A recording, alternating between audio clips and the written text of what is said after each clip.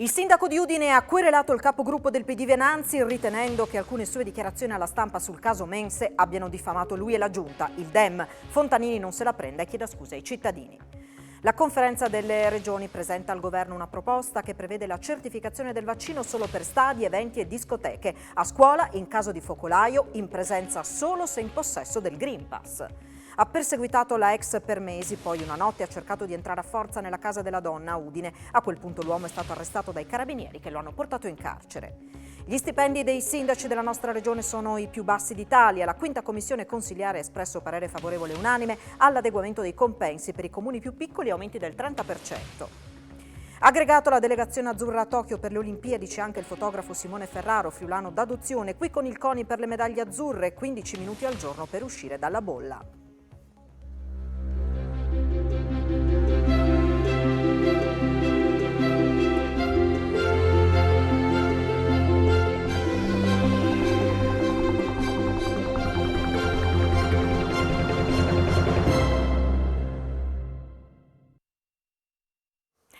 A tutti voi buonasera, ben trovati a questa edizione del telegiornale di Telefriuli. Rescisso il contratto da 3 milioni di euro con l'AEP dopo il caos Mense, il comune di Udine considera la questione chiusa. Per il momento terrò io la delega all'istruzione, ha chiarito oggi il sindaco Pietro Fontanini dopo le dimissioni dell'assessore Battaglia. Chiederemo i danni all'azienda campana, già in passato avevamo sollevato perplessità, ma l'indagine dei NAS ha tolto ogni dubbio, dice. Dall'anno prossimo a occuparsi delle mense delle scuole primarie del Comune di Udine non sarà l'AEP SPA. Il Comune di Udine ha deciso di rescindere il contratto con l'azienda campana finita al centro delle indagini dei NAS dopo mesi di segnalazioni da parte di genitori e dei responsabili mensa. Ancora però non è chiaro chi se ne occuperà, ma il sindaco Fontanini precisa che è stata presa la decisione migliore per i bambini e per i genitori. Sono stati colpiti i bambini e le famiglie da questa disfunzione fatta da questa ditta che ha in pratica preparato degli alimenti, secondo quanto è emerso dall'accusa fatta dalla procura, non con tutti gli elementi che hanno previsti dal capitolato d'appalto. Ecco perché abbiamo deciso di rescindere il contratto, la dirigente ieri ha fatto questo atto. Adesso stiamo valutando se passare alla seconda ditta per il nuovo servizio che partirà con l'anno scolastico nuovo. Noi non eravamo a conoscenza, insomma, di tante disfunzioni, alcune le avevamo individuate, perché ricordo che l'azienda era stata già sanzionata per 3 volte per complessivi 17.600 euro, perché non aveva adempiuto a quello che il capitolato d'appalto prevedeva. Ma altre cose non le conoscevamo perché i NAS riferivano alla procura e non riferivano a noi. A me dispiace molto perché sono convinto che la sola Battaglia abbia svolto il suo compito bene, è intervenuta più volte, quindi ha ritenuto anche per difendersi meglio di rimettere le deleghe e quindi affrontare questo iter giudiziario con maggiore serenità senza avere dei rapporti diretti con noi come amministratori. E questa mattina il sindaco ha annunciato di aver sporto querela contro il consigliere comunale di opposizione, capogruppo del Partito Democratico Alessandro Venanzi, reo, secondo Fontanini, di aver diffamato lui e la giunta intera con alcune dichiarazioni pubblicate sul Messaggero Veneto. Sentiamo ancora Fontanini. Sistema Udine. Non sono andate giù affatto al sindaco Fontanini queste due parole con cui il consigliere di opposizione Alessandro Venanzi definiva in un articolo pubblicato sul Messaggero Veneto il caso Mense esploso nei giorni scorsi e per questo il primo cittadino udinese ha deciso di rivolgersi alla giustizia querelando l'ex assessore della giunta Onsel. Ci ha definito dei mafiosi, lei può solo immaginare se il sindaco e la giunta possono accettare una definizione del genere. La vicenda delle mense è stata letta dal consigliere Venanzi come un elemento di interferenza mafiosa con in pratica una ditta che avrebbe dettato le regole e il comportamento della giunta in questa vicenda, cosa gravissima. che noi respingiamo, ecco perché qui non siamo di fronte a un dibattito politico, a un confronto, ma siamo di fronte ad accuse pesanti che vanno del buon nome della nostra amministrazione e di quello che noi facciamo nei confronti dei cittadini che vivono a Udine.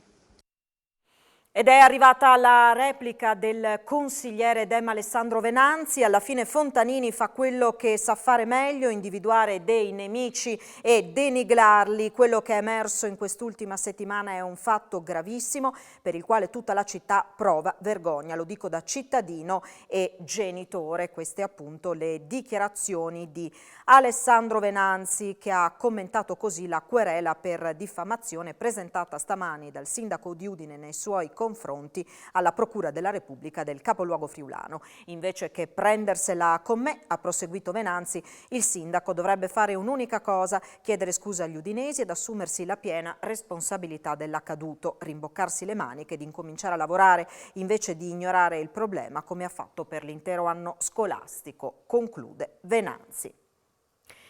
Sono stati sentiti tramite rogatoria i primi 2 dirigenti della ditta EP sottoposti agli arresti domiciliari per il caso delle mense scolastiche. Domani l'interrogatorio di garanzia per via telematica del fondatore dell'azienda e di un altro dirigente.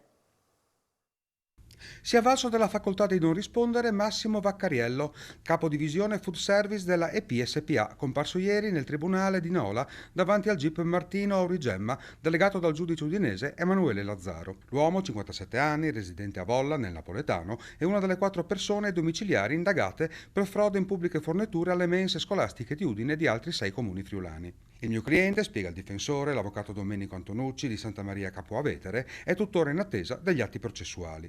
A parlare è stata invece Ketty Bandiera, 47 anni, di Oderzo, responsabile d'area e del centro di cottura di Mota di Livenza per l'AIP, interrogata dal GIP trevigiano Piera De Stefani e difesa dall'avvocato Barnaba Battistella.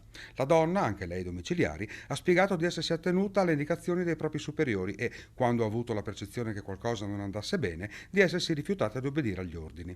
Domani saranno sentiti per via telematica dal GIP udinese Matteo Carlisi, il fondatore della ditta Pasquale Esposito e un dirigente dell'azienda con sede operativa a Napoli. Domani sarà la giornata decisiva per quanto riguarda la futura applicazione del Green Pass. Il CTS vorrebbe imporlo fin da subito nei locali pubblici. Dalle regioni arriva un'altra proposta, quello di prevederlo solo davanti a contagi importanti e in caso di focolaio a scuola in classe andrebbe solo chi ha il Green Pass. Dai colori dipenderanno gli obblighi per il Green Pass. La conferenza delle regioni guidata da Massimiliano Fedriga ha predisposto una proposta per il governo che non prevede fin da subito l'obbligo della certificazione vaccinale per i locali pubblici, ma sempre per stadi, discoteche ed eventi. L'obiettivo è poi richiederlo sulla base dei contagi e dei colori delle regioni. Su questo aspetto la volontà è di rivedere le attuali indicazioni dando minore peso al numero assoluto di contagi e dando invece importanza al tasso di occupazione delle terapie intensive e dei reparti di medicina. Discorso più complesso per quanto riguarda la scuola e l'università, dove in caso di focolaio, sempre su proposta delle regioni, si potranno seguire le lezioni in presenza solo in caso di doppia vaccinazione. Per arrivare all'obiettivo di immunizzare il maggior numero di studenti dai 12 ai 18 anni e insegnanti, sono state chieste maggiori dosi di vaccini Pfizer e Moderna, questo anche per implementare le dosi negli over 60 che hanno dei timori nell'usare AstraZeneca. Domani è previsto un nuovo incontro alle 9 del mattino, il governo è in animo di approvare il decreto entro giovedì. La complessità sarà mediare tra le richieste del CTS, che vorrebbe un modello francese, quindi Green Pass obbligatorio fin da subito anche per bar e ristoranti, e la mediazione delle regioni che sottolineano, per voce del vicepresidente della conferenza Giovanni Toti, come invece dove non c'è contagio non serva la certificazione. E a proposito di bar e ristoranti, per la FIP e Confcommercio la certificazione verde può essere utile ma va estesa a tutti. Chiedere il documento per un caffè potrebbe essere complicato da gestire, anche le persone si dividono tra favorevoli e contrari. Sentiamo. Caffè, cornetto e Green Pass. Potrebbe essere questo a breve il nuovo modo di fare colazione. L'aumento dei contagi spinge CTS e governo ad allargare l'obbligatorietà della certificazione verde di avvenuta vaccinazione o guarigione dal Covid. E così, per andare al bar al chiuso, forse non al banco o al ristorante, potrebbe servire il lasciapassare sanitario, un'idea nella quale la FIPE di Confcommercio vede luci e ombre. La vedo complicata quando un cliente entra nel bar, si presenta al bancone per un caffè magari da 30 secondi, e già mostrare il Green Pass. Dobbiamo comunque dotarci di applicazioni o dispositivi necessari e non voglio neanche pensare di doverci dotare di una persona all'ingresso, perché sarebbero ulteriori costi che già ne abbiamo sostenuti abbastanza in questi ultimi mesi. L'appello che si fa è sempre quello di vaccinarsi. Quello che però noi diciamo è ok il Green Pass, però se vale per noi deve valere per tutti, quindi che sia l'autobus, che sia la palestra, che sia il cinema. Intanto anche le persone sedute al tavolo del bar si dividono sulla possibilità. Sono d'accordo, io sono favorevole alla vaccinazione obbligatoria. Sono contraria perché credo che questo leda la libertà di ogni persona. Si deve poter scegliere in qualsiasi momento, anche nelle difficoltà, di poter essere liberi di muoversi indipendentemente da quello che può essere una situazione sanitaria sicuramente grave, ma che va monitorata con modalità secondo me diverse. Favorevole. Assolutamente, secondo me per garantirci tutti, dopo che abbiamo fatto la vaccinazione, è un'ottima scelta il Green Pass obbligatorio. Perplessità e preoccupazione anche tra gli albergatori della regione. La stagione estiva era partita molto bene, ora si lavora soprattutto nei weekend, ma cominciano a farsi sentire gli effetti dell'incertezza che generano la diffusione della variante Delta e il balletto di notizie attorno all'obbligo del Green Pass. È la sintesi con cui la presidente di Federalberghi del Friuli Venezia Giulia, Paola Schneider, dà conto dell'andamento del settore turistico di riferimento a circa metà stagione del 2021. Ed ora la cronaca: perseguitato la ex compagna per mesi e poi una notte ha cercato di entrare a forza nella casa della donna a Udine. A quel punto l'uomo è stato arrestato dai carabinieri. Per mesi ha perseguitato la ex compagna. Dal maggio scorso e fino al 15 luglio le ha causato ansia e preoccupazione per la propria incolumità. Lo stalker, un uomo di 35 anni residente in provincia di Udine, ha continuato a tormentare la donna, una 29enne residente nel capoluogo friulano, nonostante fosse già gravato da uno specifico provvedimento di allontanamento dalla casa familiare e di avvicinamento ai luoghi frequentati dalla ex compagna. Quest'ultima, spaventata, non aveva chiesto di essere alloggiata in un centro antiviolenza, forse perché temeva ripercussioni. Il 15 luglio scorso, però, nella notte l'uomo ha cercato di entrare nella sua abitazione a forza, battendo violentemente i pugni sulla porta d'ingresso. A quel punto la 29enne, terrorizzata, ha chiamato il 112. Sul posto sono intervenuti i carabinieri della radiomobile della compagnia di Udine. I militari hanno individuato il 35enne che è stato arrestato in flagranza per atti persecutori. L'uomo è stato portato nella casa circondariale di Udine a disposizione dell'autorità giudiziaria.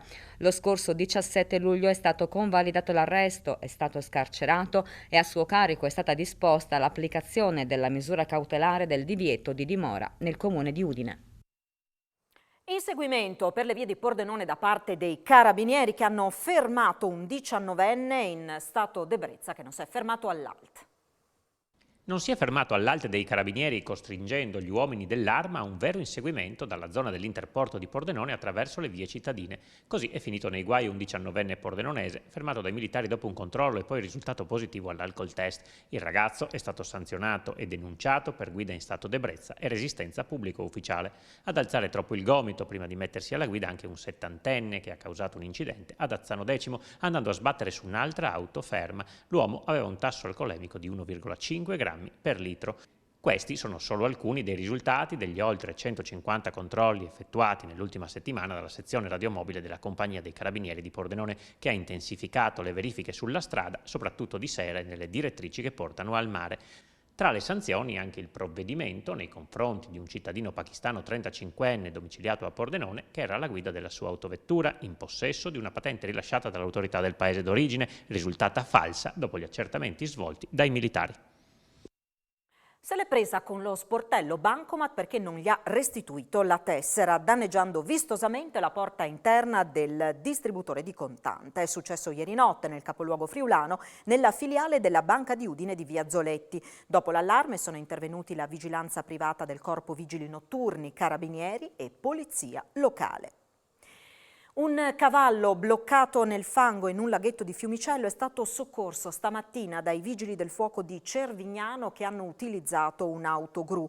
Lo hanno prima immobilizzato e poi lo hanno imbragato per riportarlo sulla riva, dove è stato riconsegnato stanco ma incolume al proprietario. Sul posto anche un veterinario.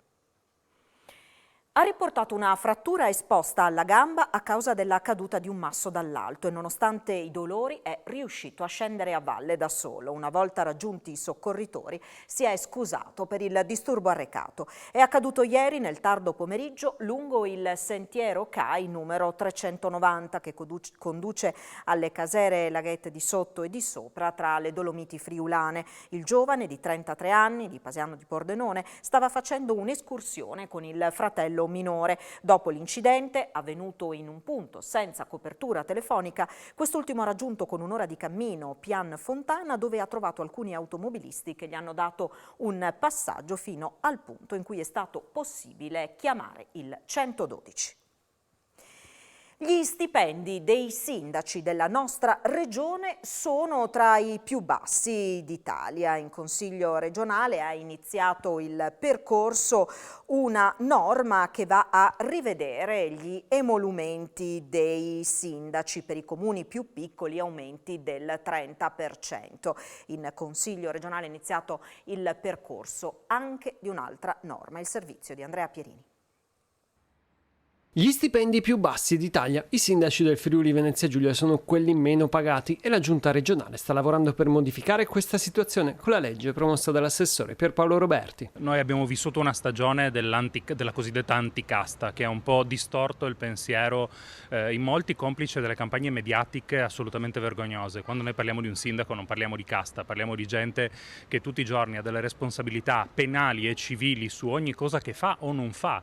Basti pensare al sindaco. Ne abbiamo visto qualche giorno fa il caso di una bambina a scuola che si chiude le dita dentro una porta e viene denunciato il sindaco, ma basti pensare a una buca, a un ramo che cade per colpa del vento e che colpisce una macchina. Tutto questo è sempre responsabilità del sindaco e noi ci troviamo in una situazione in cui i nostri sindaci, in particolare quelli dei piccoli comuni, sono i meno pagati d'Italia a fronte di questa responsabilità e a volte portano a casa qualcosa come 400 euro al mese che non bastano nemmeno per coprire un'assicurazione, per almeno proteggere i propri risparmi da eventuali cause civili. Con la nomina della nuova commissione paritetica l'obiettivo della giunta è di sbloccare la partita sugli EDR, gli enti intermedi che hanno sostituito le UTI, riportando a 4 gli enti di area vasta e con l'obiettivo di renderle nuovamente elettive. Alle competenze dell'edilizia scolastica si aggiungerà la gestione delle strade. Viene trasferita la viabilità ex provinciale, quindi un tema sicuramente caro ai cittadini che quotidianamente percorrono quelle strade, agli enti di decentramento. Questa funzione si va ad aggiungere a quella dell'edilizia scolastica che già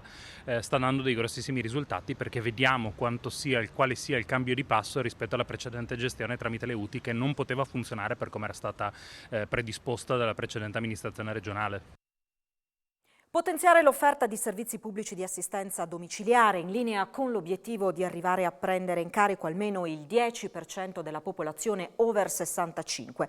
È una delle principali richieste che lanciano alla Regione i sindacati dei pensionati di CGIL e UIL e del coordinamento pensionati del lavoro autonomo. Un importante accordo oggi tra le segreterie regionali di SPI, CGIL, WILP, WIL e il coordinamento pensionati del lavoro autonomo CAPLA Friuli Venezia Giulia su assistenza domiciliare e case di riposo. Quali sono i contenuti di questo accordo? Beh, innanzitutto è importante l'accordo in sé, che vede unite tutte queste organizzazioni che rappresentano oltre 150.000 pensionati nel Friuli Venezia Giulia, e poi perché vogliamo affrontare e dare un contributo a quello che era l'elaborato e sarà l'elaborato della Regione per quanto riguarda la condizione degli anziani. Prima di tutto, dall'esperienza della pandemia abbiamo visto che il dramma che c'è stato nelle case di riposo, soprattutto nella prima ondata, dove siamo stati come regione fra quelle che hanno avuto il maggior numero di morti e di contagiati. È chiaro che da quell'esperienza va cambiata la questione, prioritariamente va rafforzato il sistema domiciliare, cioè lasciare l'anziano o consentire all'anziano di rimanere nella propria casa, ma godendo anche di tutti i servizi sociali e sanitari annessi, che devono essere pertanto rivisti, potenziati, come è previsto dalle misure del Ministro Speranza e come dice anche l'Organizzazione Mondiale della Sanità. Serve un servizio territoriale pubblico più efficiente, più strutturato, e pertanto servono anche degli investimenti in questo senso, sia nel settore sociale che nel settore sanitario. Assegnato l'appalto per la protonterapia al CRO di Aviano, investimento da 32 milioni di euro. I primi trattamenti sono previsti nel 2024. Ulteriore passo avanti per la protonterapia al CRO di Aviano. Si è conclusa la fase di affidamento della gara per la fornitura dell'innovativo macchinario nella lotta ai tumori, in grado di emettere radiazioni di precisione che irradiano direttamente la parte anatomica interessata, riducendo al minimo le emissioni potenzialmente dannose ai tessuti e agli organi circostanti. Ad aggiudicarsi l'appalto, dopo le valutazioni dell'apposita commissione, è stato il raggruppamento temporanea d'impresa costituito dalla ditta belga IBA-IOM BIM Application e dalla Bettiol di Bolzano. Entro il mese di settembre, spiega il vicegovernatore Riccardo Riccardi, si procederà alla stipula del contratto e alla predisposizione del progetto definitivo ed esecutivo. A quel punto le ditte aggiudicatarie avranno 36 mesi per la consegna chiavi in mano della protonterapia. L'avvio dei lavori, conclude Riccardi, è atteso nel primo semestre del 2022, mentre i primi trattamenti con la nuova tecnologia potrebbero avvenire verso la fine del 2024. L'investimento complessivo, pari a 32 milioni di euro per realizzare la sede in cui installare l'apparecchiatura e per l'acquisto del macchinario, è sostenuto da finanziamenti di programmazione sanitaria stanziati nel 2019 dalla Regione e da fondi propri del CRO provenienti dalle donazioni per la ricerca del 5 per 1000 dei cittadini. Per la direttrice del CRO, Francesca Tosolini, l'investimento permetterà di potenziare ulteriormente l'offerta di prestazioni di alta specializzazione per i pazienti oncologici non solo regionali. Il CRO di Aviano diventerà così il primo istituto pubblico per la cura dei tumori e il quarto centro in Italia, dopo Trento, Pavia e Catania, a dotarsi di questa tecnologia che rappresenta una possibilità in più per molte persone malate di tumore. Riapre giovedì all'utenza la residenza per anziani Gelsomino, completamente ristrutturata, collocata in via Podgora nel centro di Udine, gestita dal gruppo Sereni Orizzonti. Si tratta di una struttura di secondo livello per anziani non autosufficienti, convenzionata con il sistema sanitario regionale. Giovedì prossimo Gorizia ricorderà la morte di Stefano, il ragazzino di 13 anni che perse la vita precipitando nel pozzo del parco di Palazzo Coronini Kronberg durante un gioco del centro estivo. Per commemorare l'anniversario il palazzo resterà chiuso. Anche il coordinamento delle parrocchie di Gorizia, nell'ambito del quale si stava svolgendo il centro estivo, ha organizzato un evento commemorativo che si terrà in oratorio. Sempre giovedì alle 11 l'arcivescovo di Gorizia, Monsignor Carlo Redaelli, presiederà una messa in memoria di Stefano nella grotta di Lourdes di via Alviano. Il giorno successivo, anche durante la messa delle 18:30, in Duomo si pregherà per Stefano. Generali Italia investirà 500 milioni di euro nei prossimi 3 anni per innovazione e investimenti sulle priorità di salute e benessere per le famiglie, le imprese e il Paese. Il nuovo modello Health and Welfare, l'obiettivo rendere salute e benessere alla portata di tutti. Sentiamo l'amministratore delegato di Generali Italia, Marco Cesano. Questo periodo la pandemia ha messo a dura prova gli italiani che ritengono, l'80% degli italiani ritiene che la salute sia il bene primario da difendere e che sia la priorità per il futuro. Quindi Generali vuole investire nei prossimi 3 anni 500 milioni per strutturare prevenzione, accesso alle cure e invecchiamento attivo. Questi sono i servizi su cui investiremo e li porteremo ai nostri clienti attraverso prodotti innovativi che si usano, che accompagnano il cliente giorno per giorno nelle proprie attività. Non lo faremo da soli, porteremo ai nostri clienti il meglio delle partnership del Paese, nazionali e internazionali, investendo in queste realtà.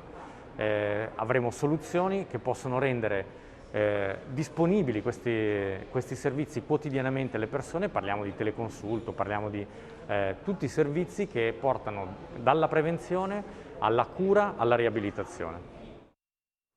Sarà il 9 settembre, il primo giorno di Friuli Doc a Udine, che torna senza limitazioni. Tornano anche le Proloco in Castello e gli austriaci in via Aquileia. Stop a zone chiuse, accessi contingentati e app per la prenotazione. Friuli Doc torna al pre-pandemia, pur mantenendo l'obbligatorietà del servizio al tavolo e le misure anticontagio più basilari.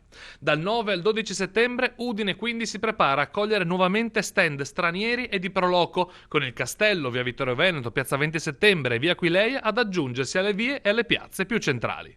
L'anno scorso noi siamo riusciti a realizzare questa importantissima manifestazione Friuli Doc nonostante le grosse difficoltà legate alla pandemia. Quest'anno c'è un gradito ritorno, soprattutto delle Proloco, nell'essere protagonisti di questa manifestazione. Quindi anche quest'anno ci sarà un'integrazione fra Udine Sotto le Stelle, dove sono protagonisti i bar e i ristoranti della città, assieme ad altre società e realtà esterne come le Proloco, che torneranno protagoniste nel Castello di Udine, nel piazzale della Patria del Friuli, dove tutte le Proloco del Collinare stanno organizzando un grande servizio poi che sarà importante perché proprio nella logica di mantenere una manifestazione che sia sicura, elegante ed ordinata ci sarà l'obbligo di servizio al tavolo e questo vale per tutti quelli che verranno in città e poi gli artigiani che torneranno protagonisti in via Vittorio Veneto dove tradizionalmente erano presenti e gli amici della Stiria che hanno chiesto di tornare quest'anno e saranno presenti in fondo via Aquileia, sotto l'attore di Porta Aquileia e questo farà da traino poi per tutte le attività